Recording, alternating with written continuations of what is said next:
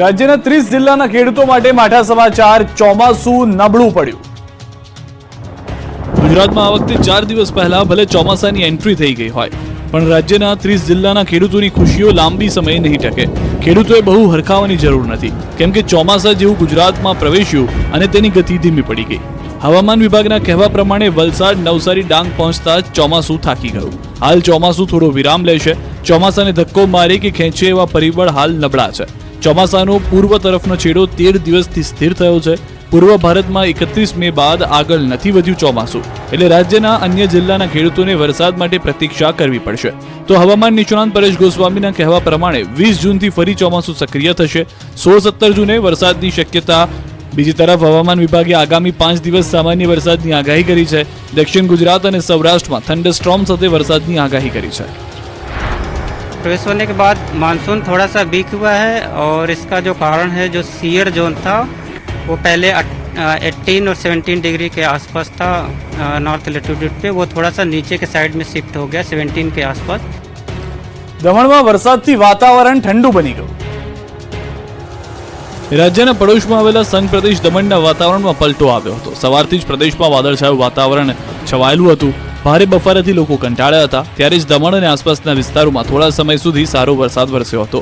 વહેલી સવારથી વરસાદ વરસતા વાતાવરણ ખુશનુમા થઈ ગયું।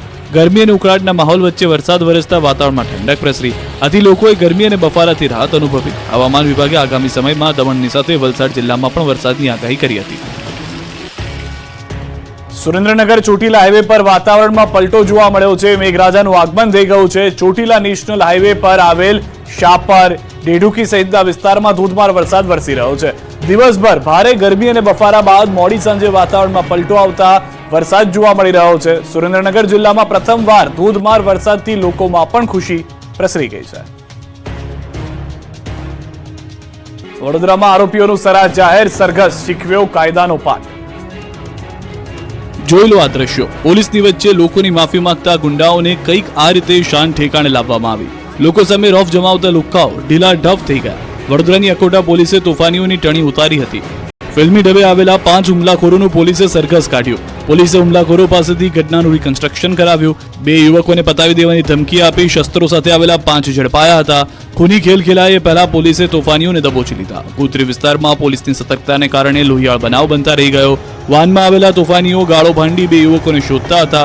મહિલાઓએ કંટ્રોલ રૂમના ફોન કરતા અકોટા પોલીસે સતર્કતા દાખવી આરોપીને પકડી લીધા। બાદમાં સરા જાહેરમાં આરોપીઓનું સરઘસ કાઢ્યું હતું। તોફાનીઓના સરઘસને જોવા લોકોના ટોળા એકઠા થયા હતા। જમ્મુ કાશ્મીરમાં શ્રદ્ધાળુઓ પર થયેલા હુમલાને લઈને રાજ્યભરમાં વિરોધ યથાવત।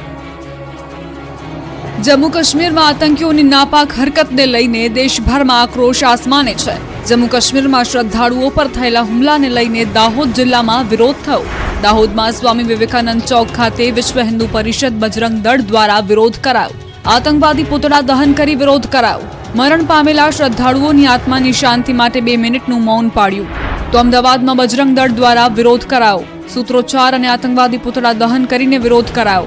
અમદાવાદ કલેક્ટર કચેરી ખાતે પહોંચી આવેદનપત્ર આપ્યું। આતંકવાદ હટાવોના નારા લગાવ્યા। જેહાદી વિચારધારા મુક્ત ભારતના લગાવ્યા નારા। સુરતના મંદિર મુદ્દે પાલિકાની નોટિસ બાદ વિરોધ પ્રદર્શન। વિશ્વ હિન્દુ પરિષદ બજરંગ દળ દ્વારા વિરોધ પ્રદર્શન। હાઈકોર્ટની સૂચના બાદ સુરત સહિત સમગ્ર ગુજરાતના રસ્તા પરના ધાર્મિક સ્થળો હટાવવા માટેની સૂચના આપી છે। જાહેર રસ્તા પર આવેલા ધાર્મિક સ્થળોને હટાવવા માટે નોટિસ આપવામાં આવી છે। સુરતમાં રસ્તા પરના મંદિરના મુદ્દે વીએચપી અને બજરંગ દળના આક્રમક તેવર જોવા મળી રહ્યા છે। સુરતના રસ્તા પરના મંદિર મુદ્દે પાલિકાની નોટિસ બાદ ધાર્મિક સંસ્થાઓએ પાલિકા કલેક્ટરને આવેદનપત્ર આપ્યું હતું। રસ્તા પરના મંદિર સાથે સુરતના 12 પૌરાણિક મંદિરને પણ નોટિસ આપી છે। તે નોટિસ રદ કરવામાં નહીં આવે તો આંદોલન કરવા માટેની ચીમકી આપવામાં આવી છે। શહેરમાં વિશ્વ હિન્દુ પરિષદ અને બજરંગ દળ દ્વારા પાલિકા કચેરી અને કલેક્ટર કચેરી સામે આક્રમક વિરોધ પ્રદર્શન કર્યું। વીએચપી અને બજરંગ દળના કાર્યકરો એકઠા થયા। સૂત્રોચ્ચાર સાથે વિરોધ પ્રદર્શન કરી રહેલા કાર્યકરોએ રામધૂન બોલાવી મંદિરને તોડવા કરતા વૈકલ્પિક વ્યવસ્થા કરવા માંગ કરી। વડોદરામાં ટ્રકમાં થયો ભડકો, ધુમાડાના ગોટે ગોટા નીકળ્યા। વડોદરાના રણોલી ખાતે યાર્ડમાં ટ્રક અનલોડિંગ કરતી વખતે આગ લાગતા નાસભાગ મચી હતી. રણોલી ખાતેના યાર્ડમાં ટ્રક અનલોડિંગ કરવામાં આવી રહી હતી ત્યારે શોર્ટ સર્કિટના કારણે આગ લાગી હતી.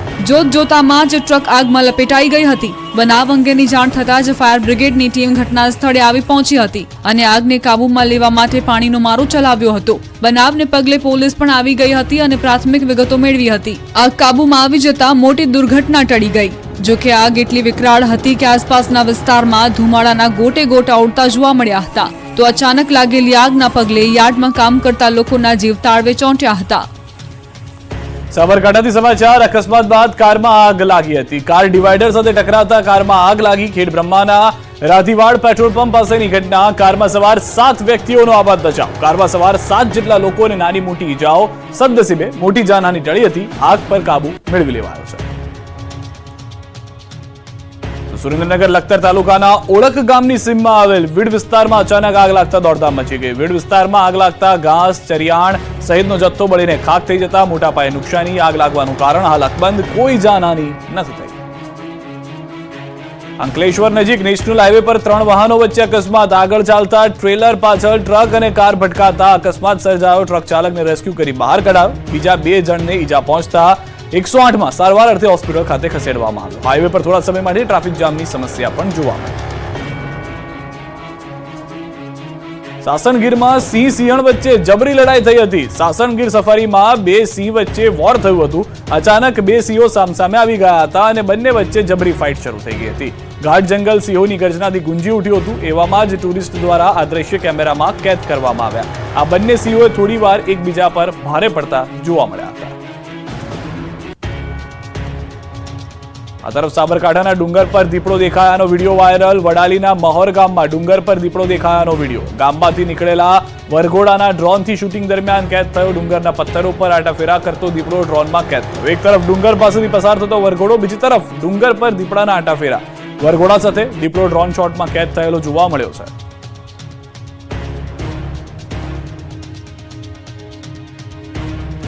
મોરબીથી સમાચાર. સ્ટન્ટ કરતા બાઇક ચાલકનો video viral. Wankaner national highway પરનો વિડીયો હોવાની શક્યતા. ફૂલ સ્પીડમાં હાઈવે પર સૂતા બાઇક ચલાવતા યુવકનો વિડીયો વાયરલ. પોતાનો અને અન્યના જીવ જોખમમાં મૂકીને ચલાવી રહ્યા છે બાઇક.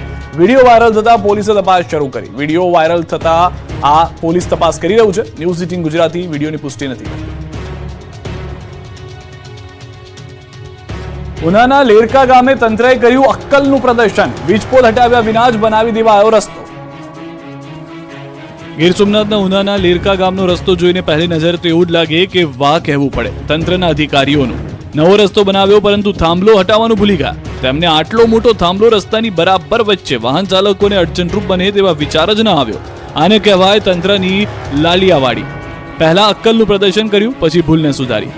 ઉનાના લેરકા ગામે રોડ બનાવનારા અધિકારીઓનું તો કહેવું જ શું. જે બુદ્ધિનું પ્રદર્શન તેમણે રસ્તો બનાવવામાં કર્યું છે તેવી કોઈ કલ્પના પણ ભાગ્યે જ કરી શકે. આના કરતાં તો અભણ માણસોને કીધું હોય તો સરસ રસ્તો બનાવી દે.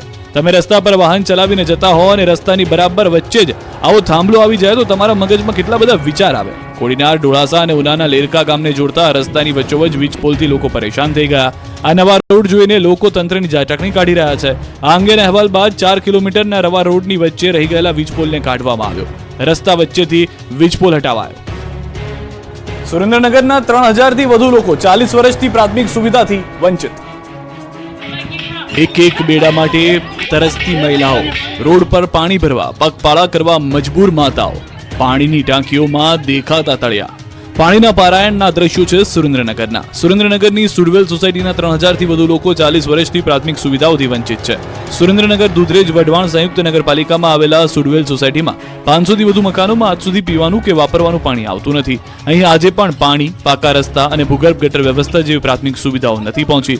લોકો હજુ પણ સુવિધાઓ ઝંખી રહ્યા છે, પરંતુ પાલિકાના ચૂંટાયેલા નેતાઓ કે અધિકારીઓ હજુ સુધી એક પણ પ્રાથમિક સુવિધા આપી ન શકતા સ્થાનિકોમાં તંત્ર સામે ભારોભાર રોષ જોવા મળી રહ્યો છે. આ વિસ્તારમાં પાલિકા તંત્ર દ્વારા પાણીની લાઈન તો નાખવામાં આવી છે, પરંતુ 4 દિવસે કે 5 દિવસે અડધો કલાક માંડ પાણી આવે છે. અપૂરતું ને ગંદુ પાણી આવતું હોવાથી લોકોને બહાર પીવાનું પાણી ભરવા જવા મજબૂર થવું પડે છે. આ વિસ્તારમાં રહેતા મોટાભાગના લોકો શ્રમજીવી છે, જેથી પાણી ભરવાની રાહમાં લોકો કામ ધંધે પણ નથી જઈ શકતા. સમયસર અને પૂરતું પાણી ન મળતા લોકો ના છૂટકે સોસાયટીની બહાર રોડ પર પાણી ભરવા જવું પડે છે, અથવા તો પૈસા ખર્ચીને પાણીના ટેન્કર મંગાવવા મંગાવવા પડે છે. ગંદા પાણી બહાર રસ્તાઓ પર ભરાઈ રહેતા મચ્છરોના ત્રાસથી રોગચાળો ફેલાય છે. તેમજ ચોમાસામાં તો પાણી ભરાતા નરકાગાર જેવી સ્થિતિનું નિર્માણ થાય છે.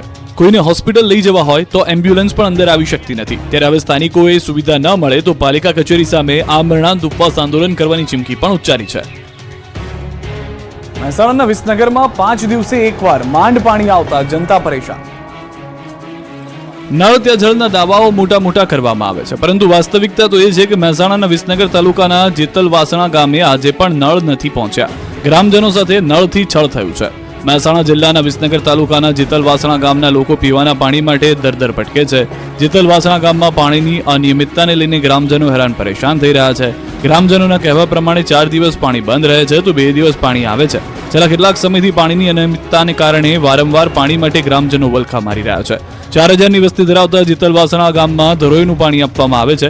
ગામના બસ સ્ટેન્ડ પાસે માત્ર 2 જ નળ પાણીના મૂકવામાં આવ્યા છે, જેથી પાણી ભરવા લાઈનોમાં ઊભા રહેવું પડે છે અને ઘરેથી પાણી ભરવા આવવું પડે છે. ઘરે જે પાણી આપે છે તે પીવા લાયક ન હોવાથી લોકોને બહાર પાણી ભરવા જવા મજબૂર બનવું પડ્યું છે.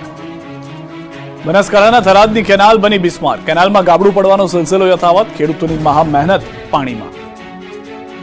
ગુજરાતની જીવાદોરી સમાન નર્મદાનું પાણી કેનાલ મારફતે રાજ્યના અનેક ભાગોમાં પહોંચાડવામાં આવી રહ્યું છે, પરંતુ એ જ કેનાલ ભ્રષ્ટાચારી અને બેદરકારીનો જાગતો પુરાવો બની ગઈ હોય તેવું લાગી રહ્યું છે. બનાસકાંઠાના થરાદમાં પસાર થતી નર્મદાની કેનાલમાં મસમોટા ગાબડા પડી રહ્યા છે. ભાપી નજીક જ મુખ્ય કેનાલમાં પોલાણ સર્જાતા કેનાલ ડેમેજ થઈ ગઈ છે. મુખ્ય કેનાલમાં ગાબડા પડતા આજુબાજુના ખેડૂતોની મહેનત પર પાણી ફરી વળ્યું છે. આ કેનાલમાં વધુ પાણી છોડવામાં આવે તો પાણી ખેડૂતોને ખેતરો પહોંચવાને બદલે કેનાલના પોલાણથી ખેતરોનું ધોવાણ થઈ શકે છે. એટલું જ નહીં, એક સ્થાનિક તો ત્યાં સુધી કહી રહ્યા છે કે આ એક નહીં, આવી રીતે વારંવાર ગાબડા પડતા રહે છે. ત્યારે રિપેરિંગ માટે નર્મદા વિભાગમાં આવે તો રેતી ઠાલવીને જતા રહે છે, એટલે ફરી એ જ હાલત સર્જાય છે.